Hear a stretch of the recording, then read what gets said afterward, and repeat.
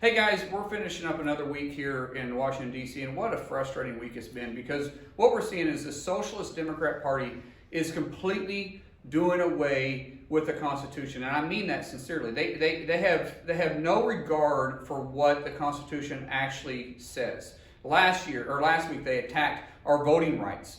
Literally, they attacked our voting rights and just disregarded with Article 1, Section 4. And this week, they're going after our Second Amendment.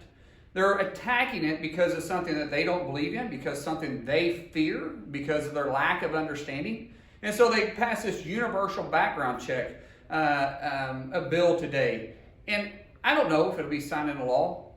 I hope it doesn't, because it'll be constitutionally, I think it's going to be challenged. I don't think there's any way this can be set up. Let me just tell you what this thing does. There's a lot of bad stuff in it. But let me talk about the one that's most aggressive, because I have a personal touch here.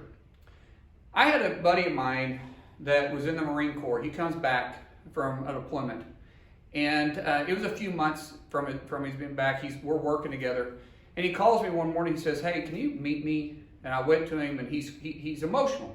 He's very emotional, and he says, "I want to give you my gun. I'm just telling you, Mark, when I don't feel safe." And I still have that gun to this day. And by the way, my buddy is perfectly healthy. But there was a moment there, actually it was about a year there, that he was having a lot of challenges. A lot of challenges. Underneath this bill, I could be charged for doing that. Because if I take possession of a gun and my friend were to give it to me because of suicidal reasons or any other reason, him and I both could be charged because I didn't have a background check first. I would have to wait 3 days to do a background check. What could happen in 3 days? What are you going to do? If you have a friend like that comes to you, or you have someone that they're being harassed, or their house keeps being broke into, maybe it's your sister, which happened to me. My sister called me one time because there were some people that was harassing her. She lived in Edmond, Oklahoma. She called me, she said, "Mark, I don't have a gun." I knew my sister knew how to use a gun. She was raised in the same house I was. She says, "But I'm scared."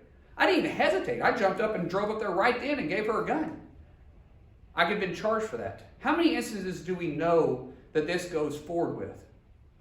Guys, our Second Amendment is very ironclad. And it says we shall not be infringed on. It's the only one that says that.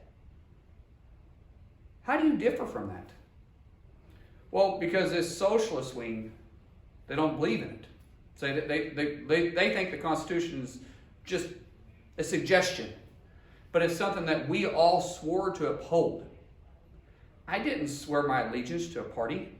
I didn't swear my allegiance to an individual.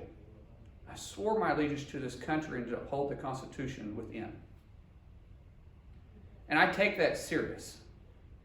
And what we're seeing here scares the living daylights out of me, because it's constant attacking our fundamental rights and our constitutional rights.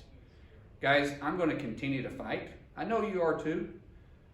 This fight isn't over, but it's something we better pay attention to, because it's not going to end. May God bless you, and may God bless the United States of America.